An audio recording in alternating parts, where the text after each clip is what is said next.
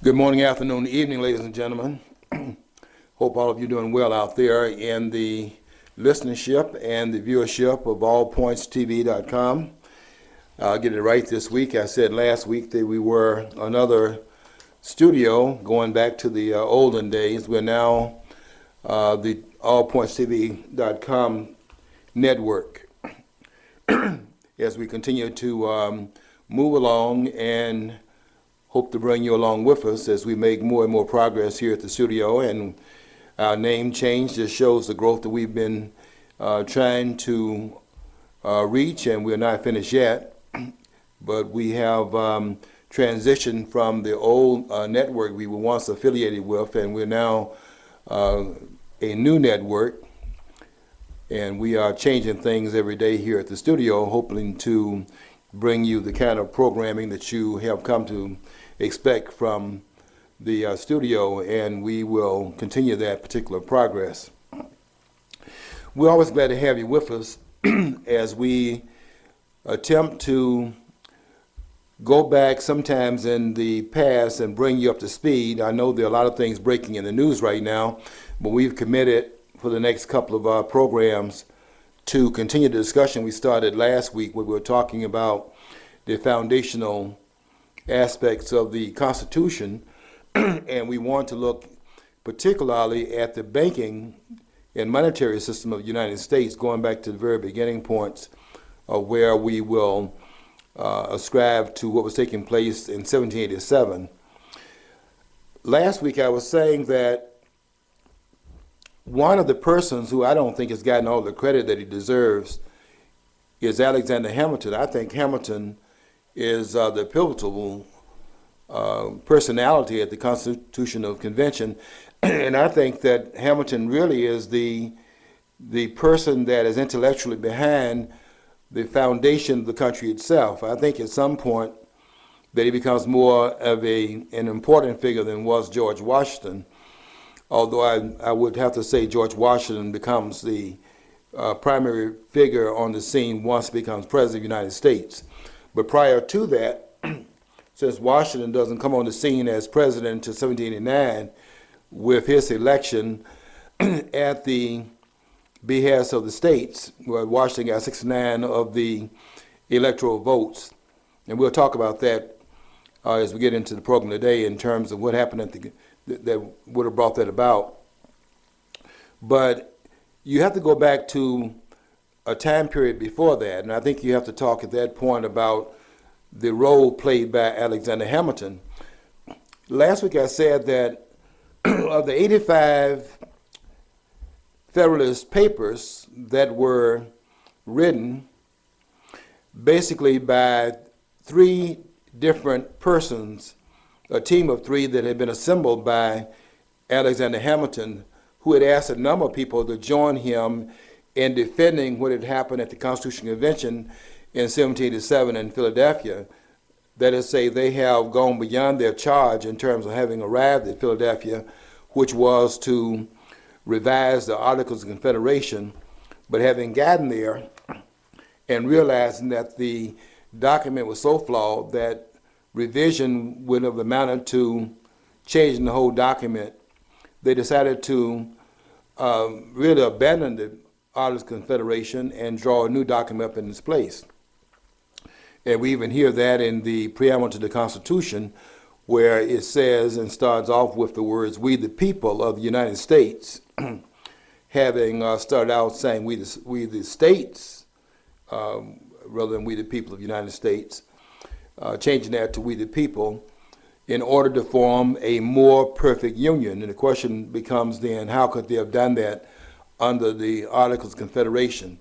They decided that that was prohibitive, if not downright impossible, and therefore the decision was made at the convention, not having gone there with the idea of overthrowing the Articles of Confederation, but deciding that later to do so, they would throw the document out and then bring a new document in its place. And the intent was to form a more perfect union, which would mean then they have to strengthen that which was a fault of the Articles, which was that it had weakened the central government to such an extent it could not act as a umbrella part of the structure that would maintain order underneath it where the states would be located. In order to bring that about, you would have to therefore have the states, which had been very much about not relinquishing its own sovereignty to a strong central government, since they had come from underneath that structure with King George III, the Parliament, and in England, with England. They did not want to at first do that, but then after the Shays Rebellion in 1786, where Massachusetts had a rebellion on its hands and there wasn't a central government in place strong enough to intervene to to resolve that problem. It was pretty much Massachusetts' problem. I think the states had to and did understand the gravity of the danger they were in by having so weakened the federal government it could not respond to problems in each of the individual states. So at the convention, that problem has to be fixed, where we have to relinquish some of the power that the states, jealous of their own sovereignty and also the power that sovereignty would have assumed, have to now give some of that power to create a stronger structure at the federal level. And so at the convention, to create a strong federal government, which was not the case under the Articles, it requires the states then to give up some of their sovereignty as sovereign states. Really, there were 13 countries in a real sense, rather than 13 states. These were really 13 independent unities. And to create the federal government, to create the United States under the stronger centralized government, they have to relinquish some of their sovereignty as states and give that voluntarily to the federal government, making it stronger, but not necessarily saying that the states have no control of the structure, since the states are the creators of the structure. That question is going to linger around for 74 years after the Constitution is in fact drawn up in Philadelphia. And we're going to have a real question raised in 1860, when states led by South Carolina are going to put forth the notion that they had voluntarily relinquished some of their power at the Constitutional Convention, and now that it behooved them to reclaim that power to the point that they want to succeed as a individual unity with the authority to do so, because the framing of the Constitution was done voluntarily and the relinquishing of the power was done voluntarily, and now they want to relinquish their agreement and to withdraw from the association.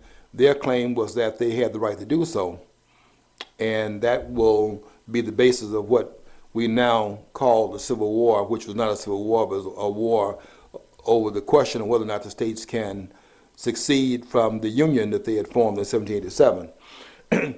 The point I want to make here, though, is that Hamilton is there at the foundational moments of the country, and without his role, I don't think that we would have had the Union in the first place. I really think that Alexander Hamilton's role has been underestimated, and I don't see too many of the persons I have contact with at the university level that really put a lot of emphasis upon Alexander Hamilton. And I think rightly we put an emphasis upon George Washington's role, because without George Washington, I think there's another moment in which what happened to create this unity and maintain it would not have been possible without George Washington's role. But I think Alexander Hamilton's role is primary prior to that. And it is Hamilton, through now having to defend what they had done in Philadelphia, is going to have to defend it, because some states are not on board with this arrangement. Some of them are fearful of what has happened at this convention, and they know that those persons that met there have gone beyond the charge for which they were sent to Philadelphia, and they are really suspicious of what has happened behind those closed doors. And whenever you're behind closed doors, you are raising a suspicion of what is going on because people are not privy to the conversation, don't know how you arrived at the conclusion that you arrived at, do not have a purview, and we're not privileged to understand the deliberativeness that went into making the decisions that were made, and therefore it raises questions about the propriety of those decisions. So there are a lot of questions that have been raised by what has now been given to the states, because after you have drawn up the proposal for the Constitution itself calls for the process to be amended by the states. That means that each of the 13 colonists have to look it over, and 9 of them, which is 2/3, would have to ratify the document. And there are some states that are more primary than others. Certainly New York would be one of those states.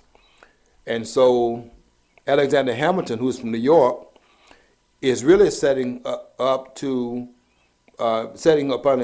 responsibility upon his own shoulders to take the defense of the Constitution to New York, his own state. He's trying to defend it in New York, because without New York buying into it, I don't think that this will in fact work. So we have to explain to those that are suspicious of the document and think that it might be nothing other than a warm-up version of what they've left, and it will create the same problems that they fought the revolution over, is now up to Hamilton to bring New York aboard, although it would take 9 states. Without New York being one of the 9, then the ratification of the Constitution really doesn't carry the same weight. Hamilton writes 59 of the Federalist Papers. And the father of the Constitution, you know that person to be James Madison, writes 29 of those. And then John Jay, who had rheumatism, as I said last week, and was sickly and wasn't able to participate in the level at which he wanted to participate, did what his expertise allowed him to do, which was a writing area that he had most of his background, and that was in the area of foreign affairs. John Jay had shown his genius in that regard at the treaty that ended the Revolutionary War in 1783. It was John Jay who pretty much single-handedly negotiated the peace treaty with England in Paris to end the war that it lasted, if you dated at the point of the Declaration of Independence, lasted from 76 to 1783. But he wrote 5 of the documents. So 59 of the Federalist Papers defending the Constitution written by Alexander Hamilton, 29 written by James Madison, the father of the Constitution, because of the role he played in terms of framing the concepts that went into the Constitution, and then the 5 by John Jay, who would write 5 of those essays, all of them going into the papers in New York. Mainly that's where the argument is being lodged, because they need New York. Although they had 8 states that pretty much ratified it one after the other, and so in going to write the Federalist Papers, Alexander Hamilton has asked his runners for example, there was one of his runners in New Hampshire, and he's asked the people in New Hampshire, we got 8 states aboard here in terms of ratifying the Constitution, and if we can't convince New York to ratify the Constitution by the arguments we put forward in the essays, maybe we can get them to endorse it through the backdoor approach by them saying it's a done deal and a fait accompli, and if they recognize that they're going to be outside the mix, whether they ratified or not, then maybe that will in fact bring them into an agreement to join into the ratification process.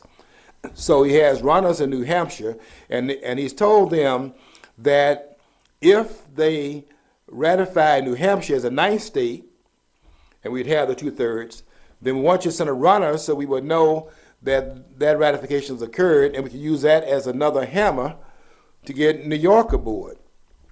And of course, Virginia has not yet endorsed it either. So when New Hampshire endorsed it, that would be a ninth state, and it did eventually do so. But then you probably need a little bit more leverage with Virginia, which is a pivotal state also. And so later on, during these deliberations, and while New York is in fact assembled for the purpose of ratifying the Constitution, it is now known that Virginia has also come aboard. So now we got 10 states, but we still don't have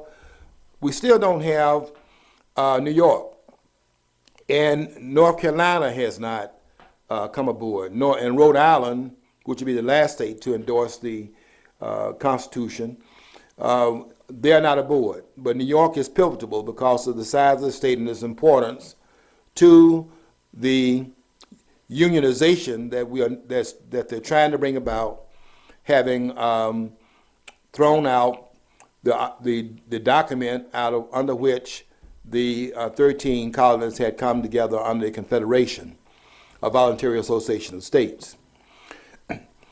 So now Virginia is on board, so that makes 10. And when New York goes to the convention, it goes there where Hamilton is at a disadvantage. George Clinton, who is the governor of New York, is against the Hamilton attempt to bring about ratification, and he's not on board. So he got 49 of the delegates going to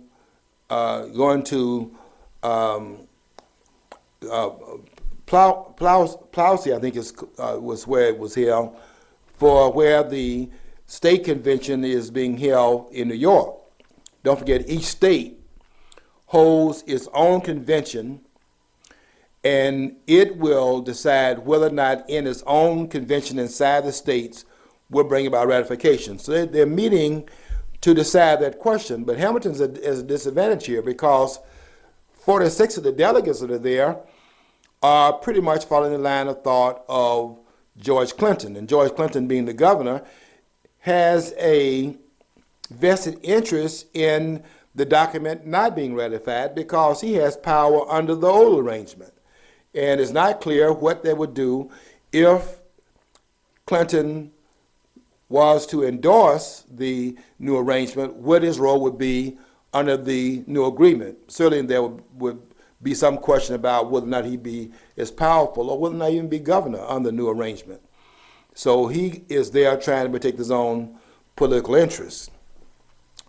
So he has 46 delegates with him, and Hamilton only has 19 delegates that are willing to push for the ratification of the Constitution. So that's a problem that they have in New York. And it's important, since it doesn't seem like that's going to win the day for those who are trying to get ratification of the Constitution in New York. It doesn't seem like they're going to be able to win the rule, so to speak. But now you have something else taking place. You have New Hampshire aboard, the ninth state. You now have Virginia aboard, the 10th state, and that means only 3 states are now outside of the process. And that's New York, North Carolina, and Rhode Island. And the question is whether or not they would be on the sidelines. So now the question is no longer the arguments in the Federalist Papers as the only thing to consider. Now we have to talk about about the states being excluded from a political alliance where they're outside of the commerce that alliance brings to the table.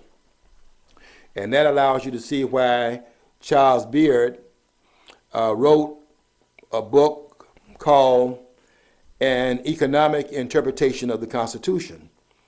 Because now it's not just a matter of the legal arguments and the constitutional arguments. that are being made about the soundness of what has been put in place, but also there's an economic ingredient in why the ratification will may become necessary. So New York is brought in to the fray because of the economic aspect. It had not been convinced that this was a good deal that was agreed upon in Philadelphia. And they still have some question about it, even though they are coming in under the commercial arrangement that it provides. And they want to have some guarantees, which would be what later on will become the Bill of Rights. They want to have some amendments that will spell out what the federal government can not do through express prohibitions that would be claimed in the first 10 amendments to the Constitution that would be placed there 3 years after the Constitution had been ratified, which ratification would have occurred in 1788. So 3 years from that point, in 1791, we have there were 20 amendments that were proposed, 12 of them that came out of the proposals that were made out of the 20, reduced down to 12, and 10 of them were agreed upon and placed in the Constitution as further restrictions upon the federal government's powers. The First Amendment, freedom of speech, press, assembly, petition, religion, and so on, a guarantee that helped satisfy some of the fears about the stronger central government that were given that extra power, but at the same time to limit some of his outreach in terms of having guarantees in place. And 10 amendments will supposedly have answered those fears. But Hamilton's work was cut out for him nevertheless, and I think it's his genius that we have to celebrate if we're going to celebrate the foundation of the country and was put in place in the place of the Articles of Confederation. We have to say Alexander Hamilton was a pivotal figure, because without Hamilton, I don't see how that would have, I just can't see how it would have happened. And his genius was what prevailed in the end. In fact, they could not really do too much with the intellectual prowess of Alexander Hamilton, and they tried to bring him down. Clinton and others, the governor of New York, went to personal attacks, which tells you something about the intellectual bearing that they had compared to that of Alexander Hamilton. So they were actually trying to delegitimize Alexander Hamilton through the personal attacks. They couldn't do anything with the intellectual level in which Alexander Hamilton was on. And I don't really see anyone that was close to the intellectual level of Alexander Hamilton. I don't think James Madison would be able to be matched up with that of Hamilton, nor is that James Madison's role. I don't think he could have provided that. Madison's role is something different. So, in other words, Madison's role as a father of the Constitution takes a different bow. He takes a different bow than Alexander Hamilton, who is in a way the father of the second father of the country, in terms of, yeah, we have the Constitution, but we don't have a country underneath its framing. We have the Constitution in place, but we don't have the country's endorsement. But didn't Hamilton actually want a central bank, though? At that point, Hamilton does not want the central bank. Not at that point. Okay, in fact, Hamilton wants a sound currency. He doesn't even want currency. Hamilton wants a strong monetary. He wants a hard currency. Yeah, because I mean that's what that's the reason why I have problems with, like, a lot of libertarians would say about Alexander Hamilton is later on he was known to be kind of for behind the central bank idea, and the libertarians, as well as some of the founders. I mean, Jackson opposed a central bank later Yeah. too. I mean, he wasn't a founder, but that was a big thing. So I was here to talk about that. I Not at the beginning, I but you're making a great point. Yeah. You're making a great point, John. Hamilton would change his mind. And I see Hamilton equivalent to some of the criticism I've heard in another genre with Clarence Thomas. I was at a meeting, the anniversary of Dr. King's birthday, and they had Professor Gates from Harvard University that spoke in Ann Arbor. And he was chastising Clarence Thomas for being an affirmative action student, quote unquote, as if Clarence Thomas didn't have the rights to get to Cornell, and affirmative action was the way he got there. Well, let me accept that. Let me accept that as true. I don't know if it's true or not. I'll accept it as true. I'll take Gates's point of view. But what Gates criticized Clarence Thomas for was that Clarence Thomas got on the Supreme Court, and all of a sudden Clarence Thomas had changed his mind. He used affirmative action. When he got on the Supreme Court, he, in fact, did not defend it. Well, you see, what you're missing here is something similar to what's missed in Alexander Hamilton. Hamilton is not the Secretary of the Treasury at the point, and his role is not that of the Secretary of Treasury. Hamilton's role is that of getting the Constitution ratified. He is not Secretary of the Treasury. There are some reason to believe that he wants to be in that role, but he's not in that role yet. And the colonists have had a history with fiat currency. Let me read something to you out of this book here by a person who has done a brilliant job. I don't agree with some of his conclusions because he's a conspiratorialist in the larger sense of the term, where I do see conspiracy, but I don't see it being comprehensive where there's the same group conspiring on everything that's going on. Certainly there's conspiracy going on because people conspire all the time. So conspiracy is nothing new. But this idea that you have a conspiratorial group that's controlling all the conspiracies, is out there, that's not what's going on.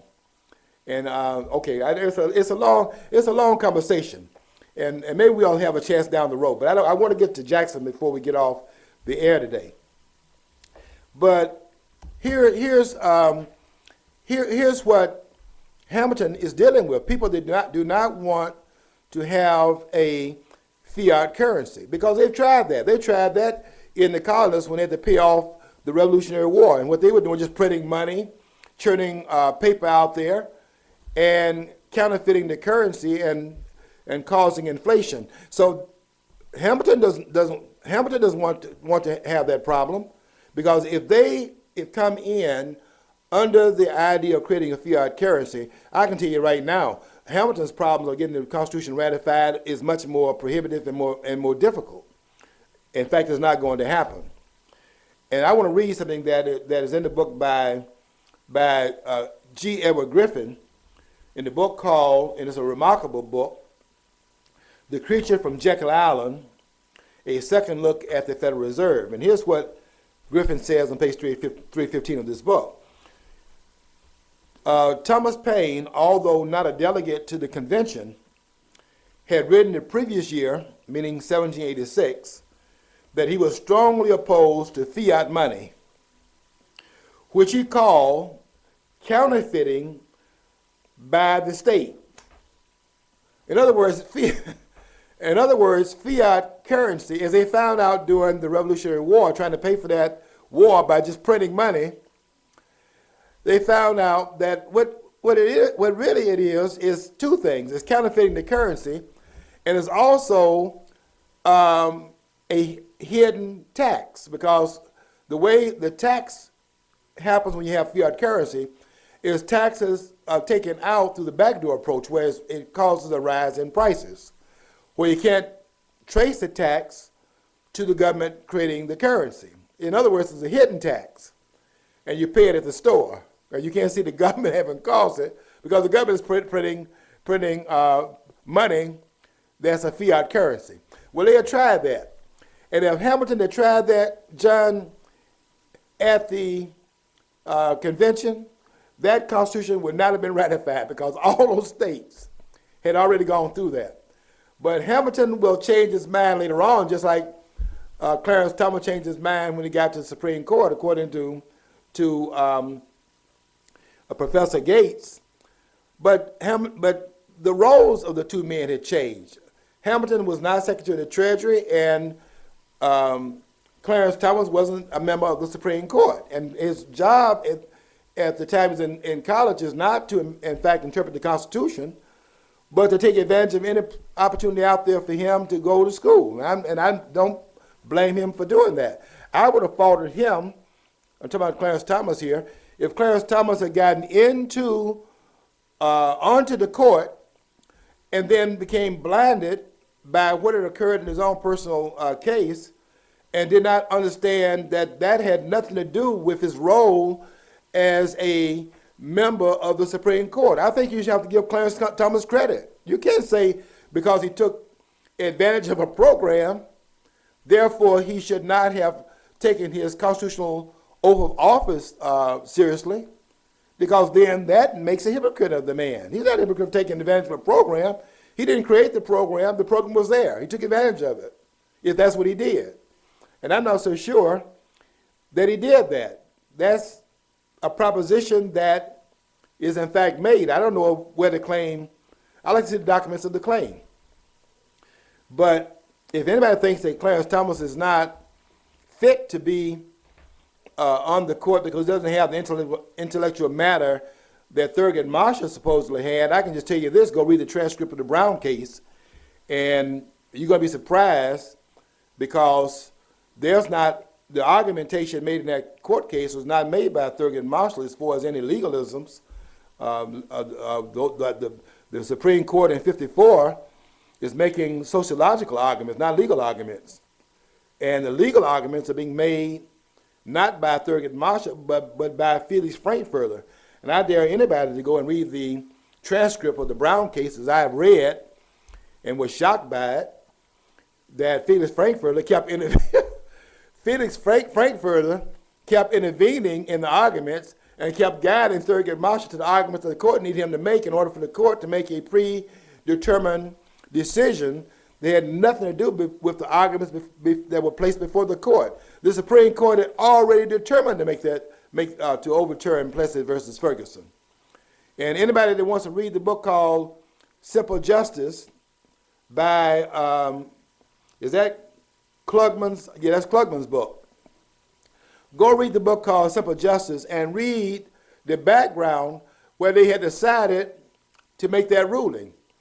So I think we have to get out of here with this idea that Clarence Thomas is not fit to be on the Supreme Court because all he is a clone of Souter, and who's the other person they claim that he's nothing but a stooge of Souter. There's another conservative there, what's his name, on the court, and they say that he's just another clone of them, and all he's doing is parroting what they're saying. Anybody that's read Clarence Thomas's arguments on the court, you know that's not true, because when Clarence Thomas writes his own briefs, where he might side with the majority, but he has his own reasons for doing so, go read his briefs and see the brilliance of his briefs, and then compare them to anything that's written by Thurgood Marshall. It's not even a comparison in terms of the intellectual prowess of Thomas compared to Thurgood Marshall.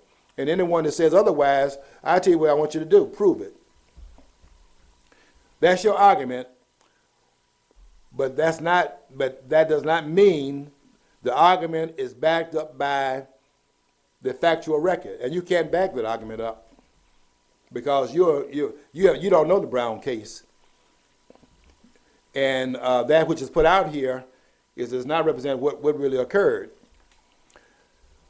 So Hamilton, going back to Hamilton, Hamilton has been accused of being at the time of the convention, of not being a sound money person. That's a change in his position when he becomes the Secretary of the Treasury. At this point, though, he's a hard money person.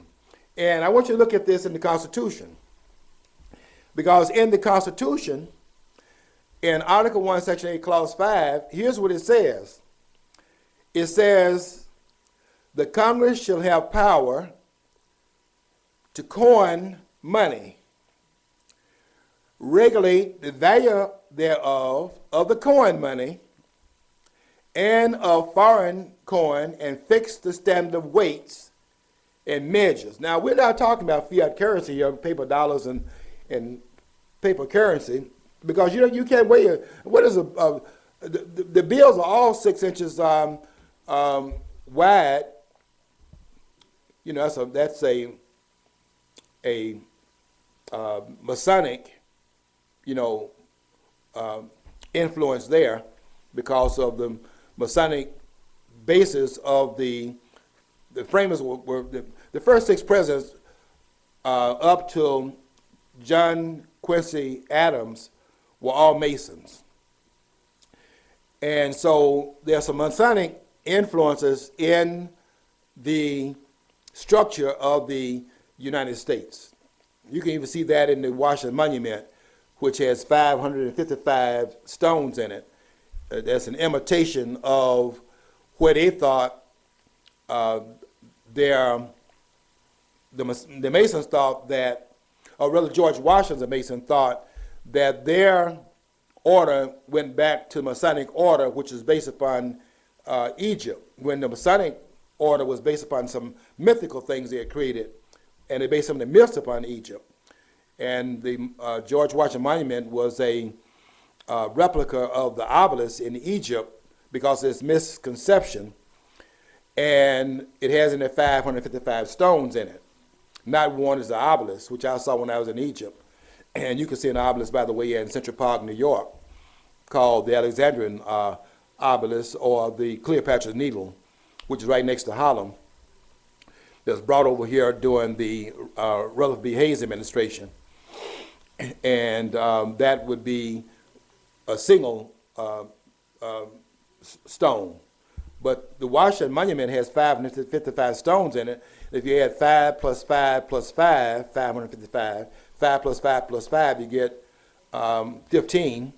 And then you add the 1 and 5, and you get 6. And that gives you the same dimensions of the dollar bill. So there's some Masonic things in the structure of the United States because of who the framers were in terms of the Masonic order in which they were a part of. It doesn't make a conspiracy. It just means that there was a seeing of the issues similarly by a person that had a studied view of things. And this idea of conspiracy, I cater to the idea of their conspiracy. We conspire all the time. There's not one person on the planet, by the way, who's not involved in a conspiracy. But this idea, what my problem with Griffin is that Griffin has the idea that there's a conspiratorial group that's orchestrating everything that's going on out here. Let me give you an example. I'm kind of off my subject a little bit. But I have to say that I've been watching, going back and watching some of the tapes on the Kennedy assassination.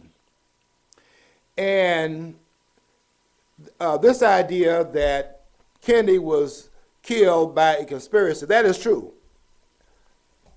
I mean, there's no doubt about that. The shooters are in the front and the back. But that's a conspiracy to kill the president. That ain't a conspiracy in the room where those conspirators are doing the other conspiracies who are doing the other, everything else out there that's conspiratorial. Those are people that are conspiring to maintain an interest that Kennedy was in fact a threat to. But that's not the same group that's out there conspiring in other arenas. And if there's people that are watching this program, I want you to know that you're conspirators also, because you are conspiring when you pay your bills.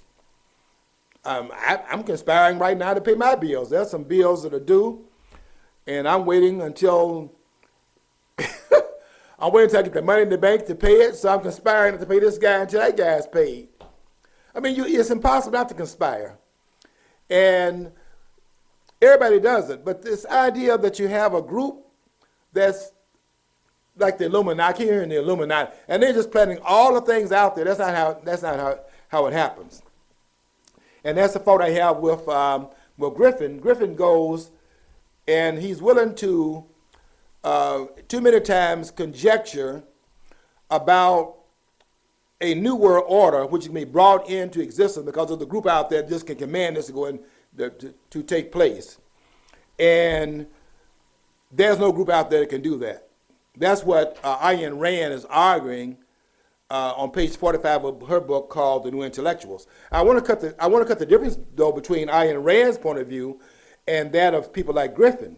And the difference between the two is that it's not just cafeteria style conspiratorialism as Ayn Rand says. There are conspiracies. She's right though in saying that the conspiracy that Griffin is imagining is too broad and too large for that to be possible. But she should not dismiss conspiracy as an apparatus in place, because they are conspiracies. And in the Kennedy case, the shooters are from the back. Oswald is not one of the shooters. There is a shooter or shooters on the 6th floor of the school depository, but there are also two shooters in the front of the president and to his right in the Grassy Knoll area. And one of them is Larry Fine.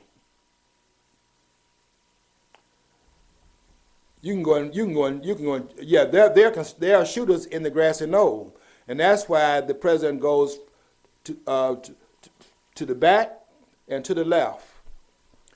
And Larry Fine fires 1/1000 of a second. 2 bullets hit the president simultaneously.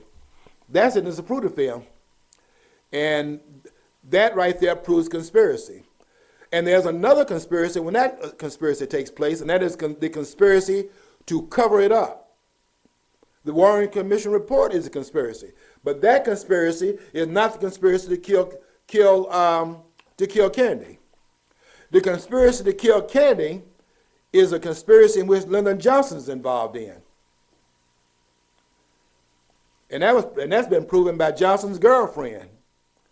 But this idea of a mammoth conspiracy conspiring against everything going on, and it's the same network doing all of that, that's not possible. And I want to make that point very clear. Okay, so Hamilton, by the way, is conspiring to get the Constitution drawn up. He's not conspiring right now to create a central bank. But later on, that is going to be Hamilton's quest.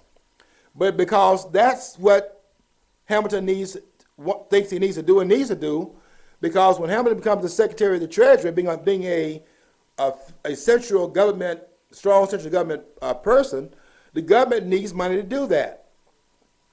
And Hamilton is going to change his mind about a strong currency, and he's going to change his mind about what's in this Constitution, Article 1, Section 8, Clause 5, about the coinage of money. You see, what we have to understand here is that whenever you have fiat currency, what you have here is a currency that is worthless. There's no worth in this currency right here. And on this currency, you have these words right here, which tells you that it's worthless, but it doesn't say it in words you can understand it. What the currency says is this right here. The currency says, this note. Now, whenever you see a note, a bank note, car note, house note, or a Federal Reserve note, whenever you see the word note, you have to think in terms of debt, just like you think about debt when you have a car note. So this is a Federal Reserve note. And because it's, and I'm going to talk about this when we get to I think when we get to the 3rd or 4th segment, I'll be talking about why you cannot pay off the federal debt. When I get to the 4th part, you'll see why you can't pay the debt off. But I'll save that. That's going to be later on. You can't, see, look, it's impossible to pay the national debt off. So whenever a politician tells me they're going to pay down the federal debt, he's either talking out of ignorance or he's lying, because you can't pay the national debt off. And I'll tell you why when we get to the fourth segment. I think we'll be finished with it at the fourth segment. I'm not sure yet, because I tend to get off on these other tangential areas, because I want to bring in side points to make it interesting to those that may get burned out or just talking about one particular topic. So I try to go around it and hopefully can come back to it. But right now, what I'm talking about is this right here on this fiat currency, on this paper, on this debt, on this Federal Reserve note. It says here, this note will, well, it doesn't say will. I'll say will. Will is a commanding word. Will is not as strong as shall, but shall is in there too. It says this note is legal tender for all debts, public and private. Now, what the federal government has done here is the federal government has hidden what is really a gun in the room here, because there's a gun in the room. Because what the government doesn't do, it doesn't say shall and will. You will take this paper. That's what the government is saying. This note, in other words, I said a note is debt, right? Car note, house note, bank note, all notes are debt. This note is legal tender. That is to say this. This note, this debt is made to be taken in exchange of goods because the government says so, and the government has a gun to make you do it. That's what's on this money right here. Now, if you don't think that's on the money because it doesn't say that, you tell me where else there is any need for the government to get involved in making you take something that has value to it.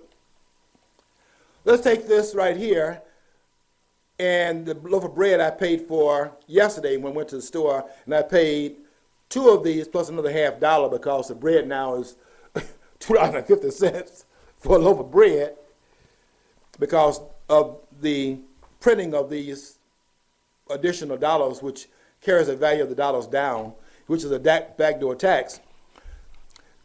Why didn't the government tell me that I must take the bread in exchange for this right here? And the reason for that is that the bread has value, and you don't have to make anybody take that, because the bread can be used because it has value, but this doesn't have value. This right here is debt. And when I get to the third or fourth segment, I think it's the fourth segment, we will in fact go into this, which is what they had done during the Revolutionary War, and they had found out the inflationary aspects of it. So when they get ready to draw the Constitution up, they put in the Constitution, Article 1, Section 8, Clause 5, that the government should have the right to coin money. Therefore, since there's no right to print money, all of these dollars right here are unconstitutional. And Hamilton knows that if that is what they place in that document, with the experience the colonists had to print money, he knows to print money, to print debt is what it is.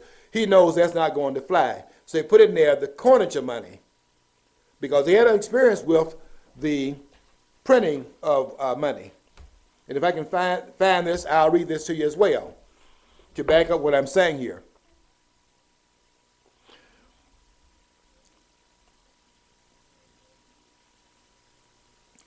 Here's a statement written by Griffin that proves my point.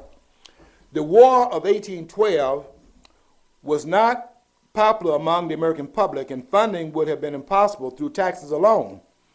The government chose to fund the war by encouraging wildcat banks to purchase its war debt bonds, and convert them into banknotes, which the government then used to purchase war material. There should be a period there, to purchase war material. Within 2 years, the nation's money supply had tripled, and so had prices. Once again, going back to during the revolutionary period, once again, the monetary and political scientists had succeeded in fleecing the American public of approximately 66% of all the money they held during that period. Because when you print money, what you're doing is taking value out of the currency. You're counterfeiting the currency. And that's why in the book by Murray Rothbard, it says here that, and I want to read Rothbard's comment, because the government is the only one allowed to counterfeit the currency. And it counterfeits the currency every time it prints additional currency, it's counterfeiting the currency. So let me read this to you by Rothbard in a book called The Case Against the Fed. Here's what Rothbard says. Anyone who tries to print money is engaged in the high crime of quote-unquote counterfeiting.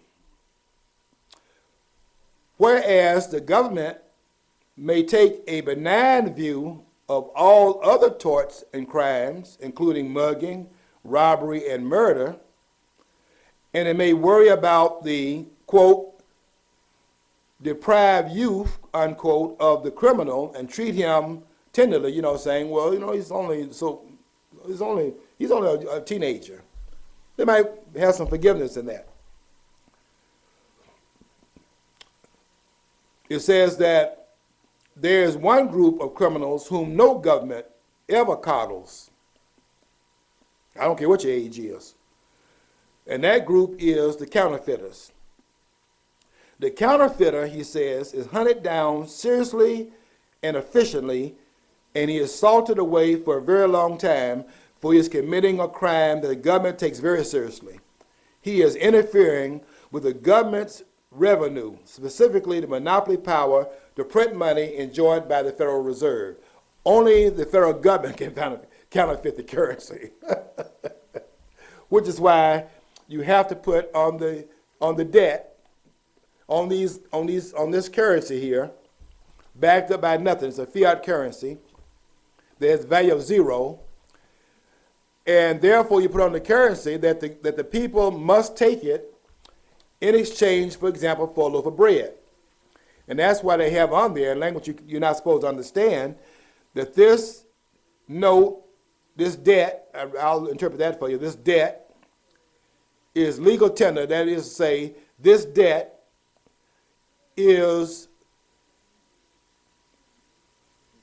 accepted by force to be used as in exchange for goods that have value, because the government is making you do it. And that's on the money in terms that are not out in the open. I'm just letting you see how it works. Money can only be coined. It does not exist in paper form unless it's backed up by coins. If it's not backed by anything, then all it is debt. And all the currency in the United States right now is nothing other than debt. There's no dollar bills out here right now that has anything that backs it up. And people were surprised when one of the persons from the Federal Reserve went before the Congress and he said that there is no gold in the Federal Reserve. And the members of Congress were surprised. I mean, why do you think we went off the gold standard in 1971? Why did Nixon do that? And that's a conversation there about, it goes back to the Marshall Plan, and it goes back to Charles de Gaulle, who thought, wait a minute, all these dollars out here through the Marshall Plan, and where are these dollars coming from? All these dollars, he said Europe is paying for its own reconstruction. And they're charging us interest for money out there they created, and we pay, and they charge us to pay for it through interest. So de Gaulle decided in 1959 to ask for the gold. Okay, you print these dollars out here, you say it's backed up by $35 an ounce, $35 for every ounce of gold. He was putting the dollars on and say, give us the gold, and so on and so forth. And they had to give him the gold. And then other states around the world began to make demands upon the gold, and they're making demands on the gold. And eventually the depletion of the gold, because these dollars are out there circulating out here, supposedly backed by by gold, and they took the gold. And Nixon, to stop it, the gold drain, took the U.S. off the gold standard. Why? Because you had $12 trillion out, let me get it right, $12 million more in printed currency, not trillion. Trillion is your national debt now, 18 trillion. In other words, you got $18 trillion out here circulating where there's no gold backing it up. That's why you got the debt. I'm telling you, when we get to this in 2 weeks, I'm going to explain to you why you cannot get rid of the national debt. You cannot get rid of the debt. You see, because this is the debt right here. And to destroy the debt is to destroy the currency. I'll explain that later on. But look, if you remove the debt, in fact, I just paid off a freezer I bought. You know, they give you they give you this 15-month same as cash. Now, you know what I do? I pay it off same as cash, meaning that if you don't pay it off within a period of time, then at the end, they charge you all the interest accrued over 15 months. Okay, I understand that. So they send you a bill for like $28 a month, which means that by the end of the 15-month grace period, you owe probably half the amount of money that you borrowed. So what I do is I understand that what they did to extend me the loan, what they did is that they didn't loan me money, they created money. They didn't loan me any money in the vault, they created money. And loaned me what? They loaned me that which created out of thin air, and they charge you an interest on it. Well, I'm not paying the interest because I understand that they create the money out of debt, and you're paying interest on debt. I understand how it works. So what I did is I sent more money each month, and by the time that 10 months had passed, I had paid it off. Let me tell you what happens when you pay the debt off. When you pay the debt off, as I did with the freezer, when I paid it off, it cost $750. I paid $750. You know what they say, dollars, I guess you see in my account. Really some O's and that in my account. They put it in there. They don't put dollars in your account. They put digital numbers in your account. Anyway, I paid it off within 10 months. When I paid the debt off, by paying the debt off, I destroyed the currency at that point. In other words, the $750 that I borrowed, by paying, because it's debt, when I paid the debt off, that destroyed that currency. In other words, that currency only existed because the debt existed. John, do you understand that? John understands it. But you see, you're not supposed to understand that. Now I got to go out there and watch my car now because because that's the hidden hidden fact. If you pay your credit card off, you're actually considered a deadbeat. Even if you pay your credit card to get that off, you're considered a deadbeat by the credit card companies because they're not getting that interest. Interest on credit debt. You're Right. paying interest on the debt. You see, the reason why you can have a person. Another thing that you can keep in mind here is that when you get a person to go to a creditor for loan forgiveness, and they'll say that. We will, in fact, reduce your debt. Now, you got to go and pay him to reduce the debt. Now, they both end on a scam here because he can go and argue with the person you owe the debt to for loan forgiveness. But I'll tell you this, if you had somebody loaning you money and he can forgive that you got the money and you're not paying him back, if anybody does that, they go out of business. I think we can all agree with that. So he goes in and he argues that on your behalf, you paying him to argue nonsense on your behalf, and he argue that they want this loan to be reduced or be forgiven, and he does that and he charges you a fee for it. Well, there's no money there in the first place.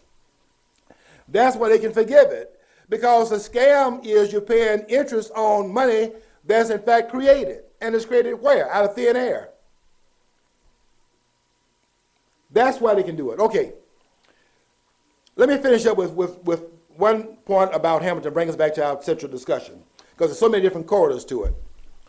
Hamilton will later on change his mind because now Hamilton is in the government, and the government always needs money, and if it gets his money through taxation directly, then those leaders are out of power because they will in fact be voted out of office. So therefore, by having a bank that you can relinquish the currency to, you can avoid the political consequences. And that's why a central bank is needed. Next, we're going to get into the 4 central banks we've had in the country, with the Federal Reserve being the 4th central bank set up in 1913. Until next time, we want you to follow your dream, because if you don't follow your dream, you will never know what's on the other side of the rainbow.